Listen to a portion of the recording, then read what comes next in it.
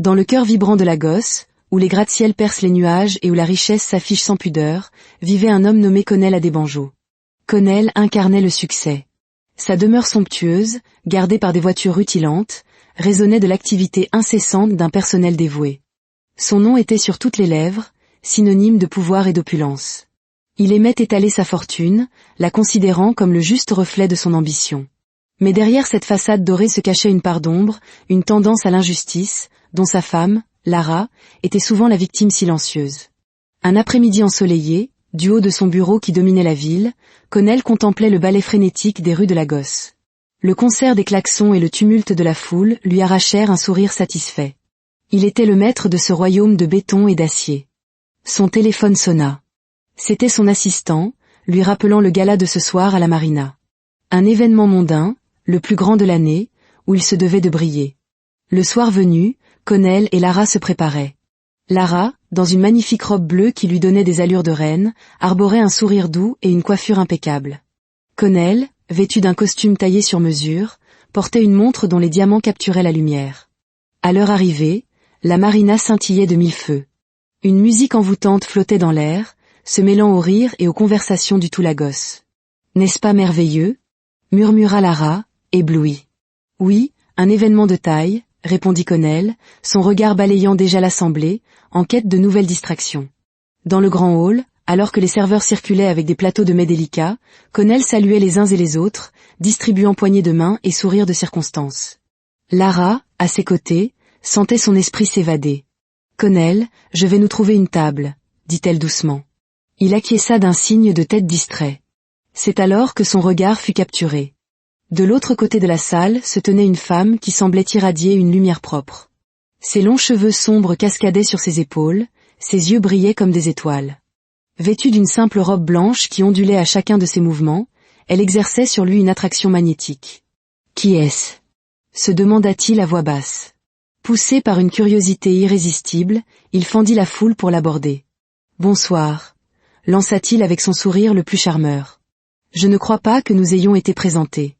Je suis Konel Adebanjo. » La femme se tourna vers lui. De près, sa beauté était encore plus saisissante, empreinte d'un mystère insondable. « Bonsoir, monsieur Adebanjo, » répondit-elle d'une voix douce. « Je m'appelle Amina. »« Amina » répéta-t-il. « Quel joli nom !» Elle sourit sans rien ajouter.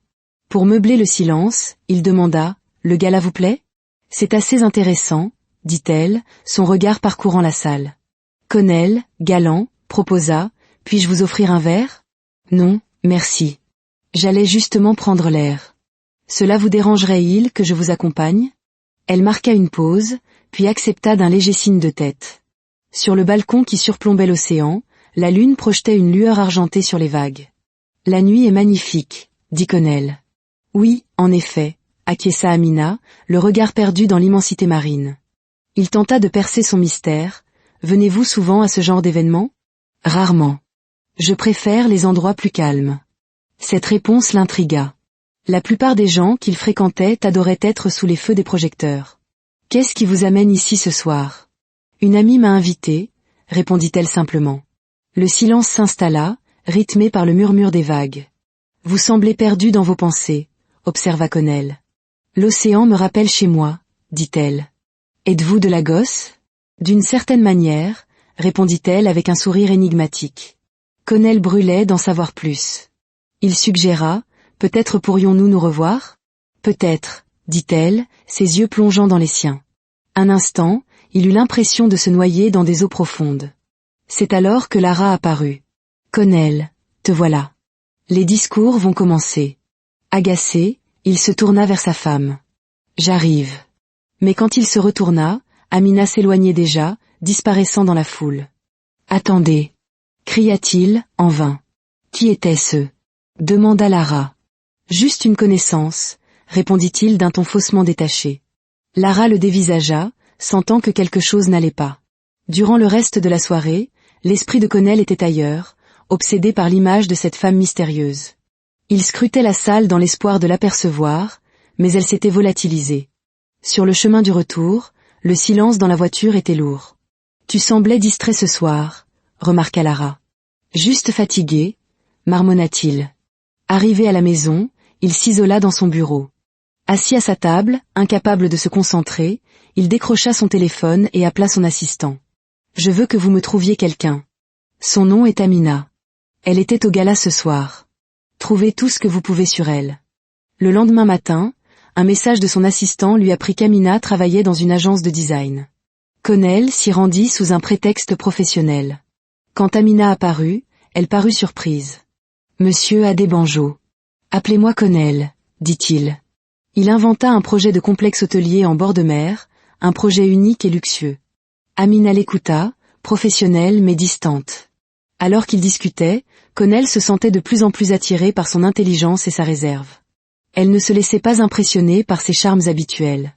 À la fin de leur entretien, il proposa « Peut-être pourrions-nous continuer cette conversation autour d'un dîner ?»« Ce ne sera pas nécessaire, monsieur Adebanjo, » répondit-elle froidement.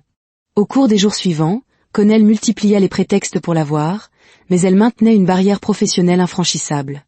Un après-midi, sur une falaise surplombant l'océan, il insista « Amina, j'apprécie de passer du temps avec vous. »« Merci, » répondit-elle, le regard fixé sur l'horizon. « Et si nous apprenions à mieux nous connaître ?» Elle se tourna vers lui. « Monsieur Adebanjo, il est préférable que notre relation reste professionnelle. Pourquoi tant de formalités ?» Elle soupira. « Parce qu'il est important de maintenir des limites. »« Et si je voulais franchir ces limites ?» demanda-t-il en s'approchant.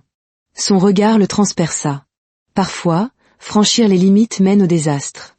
Un frisson le parcourut. « J'aime le danger. » Un léger sourire se dessina sur ses lèvres. « Alors peut-être obtiendrez-vous plus que ce que vous espériez. » Son téléphone sonna, coupant court à leur échange. Elle s'excusa et s'éloigna, le laissant seul face à l'océan, plus intrigué que jamais. De retour à son bureau, incapable de travailler, il annula toutes ses réunions. Il devait trouver un moyen de se rapprocher d'elle. Ce soir-là, il l'appela. « Comment avez-vous eu mon numéro ?» demanda-t-elle. « J'ai mes sources, » répondit-il. Il l'invita à un événement privé le lendemain. Après une hésitation, elle accepta. Le lendemain soir, dans un restaurant exclusif, Connell l'attendait. Elle était éblouissante. Au cours du dîner, il tenta de percer sa carapace, mais ses réponses restaient vagues, mystérieuses. Plus la soirée avançait, plus il était captivé. Sur le balcon, sous la pleine lune, il lui prit la main. « J'ai le sentiment qu'il y a tant de choses à découvrir sur vous. Nous avons tous nos secrets, » murmura-t-elle. « Partagez les vôtres avec moi. Certaines choses ne doivent pas être dites. Prenez garde à ce que vous souhaitez, » chuchota-t-elle avant de retirer sa main et de partir. Les jours suivants, ses appels restèrent sans réponse. Un soir, Lara entra dans son bureau. « Connell, est-ce que tout va bien ? Tu es distant, nous nous éloignons. »« C'est juste le travail, » mentit-il.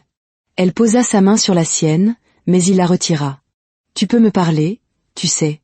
J'apprécie, mais je vais bien. » Blessée, Lara quitta la pièce, laissant Connell seul avec sa culpabilité et son obsession.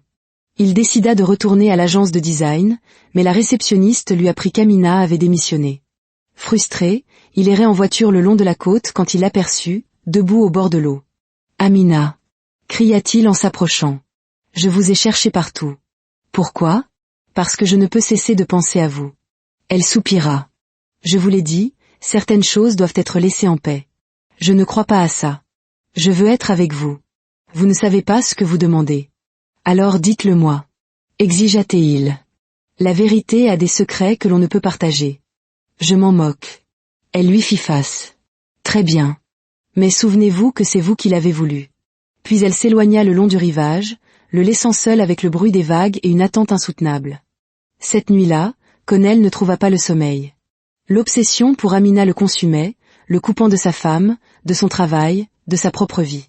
Son assistant, Jedi, frappa timidement à la porte de son bureau quelques jours plus tard. « Monsieur, la réunion du conseil d'administration va commencer. »« Annulez-la, » répondit Connell sans même le regarder. L'assistant, stupéfait, obéit. Connell ne manquait jamais une réunion du conseil. Il sentait qu'il perdait pied, mais le besoin de revoir Amina était plus fort que tout. Il chargea Jedi de la retrouver à n'importe quel prix. Quelques jours plus tard, Jedi appela, la mine déconfite. « Monsieur, elle a quitté son appartement. Aucune trace. C'est comme si elle s'était évaporée. » Connell serra le téléphone, refusant d'accepter cette disparition. Les jours se transformèrent en semaines. Son empire commençait à vaciller, les réunions manquaient et les appels ignorés s'accumulaient. Un soir, Lara le confronta dans son bureau. « Tu es toujours occupé, mais tu n'es jamais vraiment là. Ne me mens pas, Connell. Je sais que quelque chose ne va pas. Est-ce une autre femme ?» Son silence fut une réponse. « Garde tes secrets, » dit Lara, la voix brisée, « mais ne crois pas que je ne vois pas ce qui se passe. Quoi que ce soit, cela te détruit. » Un soir, alors qu'il rentrait chez lui, son téléphone vibra. Un message d'un numéro inconnu, « Retrouve-moi sur la plage ce soir. Minuit. Viens seul. » Son cœur s'emballa. C'était elle. Sans hésiter, il changea de direction et roula vers la côte. À minuit, la plage était déserte, baignée par la lueur argentée de la lune. Il la vit, debout au bord de l'eau, sa robe blanche flottant dans la brise. Elle ressemblait à une apparition, une créature de l'océan. « Amina » appela-t-il. « Vous êtes venue » dit-elle. « Bien sûr que je suis venue. Pourquoi êtes-vous parti ? J'avais mes raisons. Vous n'auriez pas dû me chercher, Connell. Qu'est-ce que ça veut dire ? Je veux être avec vous, peu importe ce que vous cachez. » Elle secoua la tête. « Vous ne savez pas ce que vous dites. Je veux la vérité, » insista-t-il. « La vérité n'est pas quelque chose à laquelle vous êtes préparé, » répondit-elle, sa voix chargée de tristesse. « Essayez-moi. » Elle se tourna vers l'océan. « Il y a des choses en ce monde que des gens comme vous ne peuvent comprendre. Des secrets qui peuvent détruire. Alors dites-les-moi. Soyez prudent avec vos souhaits, » murmura-t-elle. « Une fois que vous saurez la vérité, il n'y aura pas de retour en arrière. Je m'en moque. » Elle s'approcha, sa peau brillant faiblement sous la lune. « Alors, retrouvez-moi ici demain soir, même heure. Vous me direz tout ? » « Tout, » promit-elle. « Mais une fois que je l'aurai fait, plus rien ne sera comme avant. » De retour chez lui, Lara l'attendait. « Où étais-tu ? » ?»« Dehors. »« Dehors, où ? En pleine nuit ?» Son regard était accusateur. « Tu me mens depuis des semaines. Je ne sais pas qui elle est, mais je sais qu'il y a quelqu'un. Dis quelque chose. » « Je n'ai pas le temps pour ça, Lara. »« Bien sûr que non, » dit-elle amèrement, avant de quitter la pièce en larmes. La nuit suivante, Connell retourna sur la plage. Amina apparut, éthérée sous la lune. « Dites-moi la vérité. » Elle soupira. « Vous l'avez demandé. » Elle se tourna vers l'océan. « La vérité n'est pas ce que vous croyez. Le monde que vous connaissez, vous l'avez bafoué. Vos navires, vos affaires. Vous avez bâti votre empire en exploitant la mer. Vous avez pris, encore et encore, et maintenant, il est temps de payer. » Connell était abasourdi. « Payer ? Qu'est-ce que vous voulez dire ? L'océan m'a envoyé pour collecter votre dû. Je ne suis pas celle que vous croyez. » Derrière elle, les vagues commencèrent à s'agiter, à gronder, bien qu'il n'y eût ni vent ni tempête. L'eau tourbillonna autour d'elle, et sous les yeux horrifiés de Connell, Amina se transforma. Ses jambes fusionnèrent en une longue et puissante queue recouverte d'écailles irisées. Ses cheveux flottaient comme des algues vivantes. Elle n'était plus une femme. Elle était autre chose. « Qu'est-ce que... vous êtes ?» balbutia-t-il, reculant. « Je suis ce que votre peuple nomme une Mamiwata, » dit-elle, sa voix résonnant avec la puissance de l'océan. « Un esprit de la mer, une gardienne des eaux. Les dieux de la mer sont en colère. Ils ont vu les dommages que vous avez causés, et ils exigent justice. »« Justice ? » ?»« Vous avez le choix, » continua-t-elle. « Abandonnez votre vie, votre richesse, votre pouvoir, et rejoignez-moi dans la mer. Ou alors, vous perdrez tout. Vos navires, votre argent, votre famille. Les dieux prendront tout. » Connell la fixa, son esprit en proie au chaos. La femme qu'il désirait était une créature mythique venue pour le détruire. Le choix qui lui était offert était impossible. Après cette nuit-là, la vie de Connell bascula dans un cauchemar éveillé. Il tenta de se convaincre qu'il avait rêvé, mais les événements qui suivirent le ramenèrent brutalement à la réalité. Un de ses cargos disparut dans l'Atlantique. Aucun signal de détresse, aucune trace. Puis un deuxième. Son empire, bâti sur les flots, était maintenant dévoré par eux. Il appela en désespoir de cause Mama Zanab, une spiritualiste de son village d'enfance. « J'ai vu les eaux monter autour de toi, Connell, » lui dit-elle. « Viens me voir. Et amène ta femme. » Lara, bien que méfiante, accepta de l'accompagner. Dans la modeste hutte de Mama Zanab, Conel raconta tout. Amina, la transformation, la menace des dieux. Lara le regarda, abasourdie. Une sirène? Conel, c'est de la folie. Mama Zanab intervint. Il parle de la Mamiwata. Ce sont des esprits puissants. Si l'un d'eux est venu pour toi, c'est que tes actions ont perturbé l'équilibre. Elle expliqua qu'un rituel de sacrifice était possible, mais qu'il serait difficile et que son succès n'était pas garanti. Êtes-vous prêt à faire tout ce qu'il faudra? Conel, au pied du mur, accepta. Ce soir-là, à la lueur d'un feu, Mama Zanab dirigea le rituel. Conel dut confesser ses péchés à voix haute, devant Lara. L'avarice, la trahison, le mépris. Chaque mot était une lame qui le transperçait. Puis il offrit une pièce de corail en sacrifice. C'est fait, dit Mama Zanab. Maintenant, nous attendons la réponse des dieux. Mais la réponse ne vint pas. Au lieu de cela, la chute s'accéléra. Un troisième navire disparut. Les investisseurs, paniqués, se retirèrent en masse. La banque gela ses comptes, évoquant des transactions frauduleuses. Son empire s'effondrait. Que veulent-ils de plus? Hurla-t-il, seul dans son bureau. Une voix lui répondit.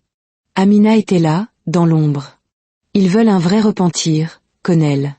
Pas des mots, pas des offrandes. Ils veulent que tu abandonnes l'homme que tu étais. Comment? Demanda-t-il, vaincu. En laissant tout partir. Ton orgueil, ton avidité, ton ancienne vie. Il comprit alors. Le prix à payer n'était pas matériel. C'était son âme. Le lendemain, il fit face à Lara. Pour la première fois, il était entièrement honnête. Je crois que je dois tout laisser partir, admit-il. Peut-être est-ce ce que les dieux ont toujours voulu, répondit-elle. Cette nuit-là, Conel et Lara retournèrent sur la plage. Le vent soufflait fort, les vagues s'écrasaient avec fureur. Amina, cria Conel. Elle émergea des flots, majestueuse et terrible. Vous êtes revenue. Dites-moi ce que je dois faire, implora Conel. Les dieux vous offrent un dernier choix, dit-elle. Le premier chemin est la rédemption. Abandonnez cette vie, votre famille, votre nom. Vous servirez la mer pour l'éternité, pour restaurer l'équilibre. Le cœur de Conel s'arrêta. Et le second? Vous repartez. Mais vous perdrez tout ce qui vous lie à votre passé. Votre femme, votre foyer, toute chance de reconstruire ce que vous avez perdu. Lara suffoqua. Non, ce n'est pas juste. Conel tomba à genoux, le visage entre les mains. C'était un choix entre perdre Lara et se perdre lui-même. Lara s'agenouilla à ses côtés, des larmes coulant sur ses joues. Conel, écoute-moi. Tu dois faire ce qui est juste. Non pas pour les dieux, mais pour toi. Pour toutes les personnes que tu as blessées. Tu ne te perds pas en faisant le bon choix. Tu te trouves. Ces mots le frappèrent de plein fouet. Il se releva, le regard déterminé. Il se tourna vers Amina, la voix rauque mais ferme. J'irai avec vous. Je me donnerai à la mer. Conel, non. Cria Lara. Il la prit dans ses bras, une dernière étreinte déchirante. C'est la seule façon, Lara. Je t'aime. N'oublie jamais ça. Amina lui tendit la main. Il la prit. Un calme étrange l'envahit. Il jeta un dernier regard à sa femme, puis, sans un mot de plus, il entra dans l'océan. Les vagues se refermèrent sur lui, l'emportant dans les profondeurs. Lara resta seule sur la plage, ses sanglots emportés par le vent. Il était parti. Mais au plus profond de sa douleur, elle savait qu'il avait fait le bon choix. Il s'était sacrifié pour quelque chose de plus grand que lui. Les jours qui suivirent furent un brouillard de chagrin et de responsabilité. Guidée par Gédé, Lara prit les rênes de ce qui restait de l'entreprise. Étonnamment, un des navires disparus réapparut, échoué sur la côte, l'équipage sain et sauf mais amnésique. C'était un signe. Lara comprit que le sacrifice de Conel n'avait pas été vain. Elle transforma l'entreprise. Elle vendit les actifs superflus, investit dans des projets éthiques et rendit aux communautés ce que son mari avait pris. Des mois plus tard, la vie avait trouvé un nouvel équilibre. Un soir, sa fille lui montra un dessin. « Regarde maman, c'est papa. Il vit dans l'océan maintenant. Il m'a dit dans mon rêve qu'il est heureux et qu'il veut qu'on soit heureuse aussi. » Lara serra sa fille dans ses bras, les larmes aux yeux. Des années plus tard, elle retourna sur la plage. Elle déposa une fleur dans l'eau. « J'ai tenu ma promesse, » murmura-t-elle. « La famille est en sécurité. Nous sommes heureux. J'espère que tu es fière. » Alors que la fleur dérivait vers le large, elle crut voir une silhouette se dessiner à l'horizon, un instant fugace. Puis elle disparut. Lara sourit, le cœur enfin léger. Elle tourna le dos à l'océan, laissant le passé derrière elle, et s'avança vers un avenir rempli d'espoir. Quelque part, dans le silence des profondeurs, une âme veillait sur elle, enfin en paix.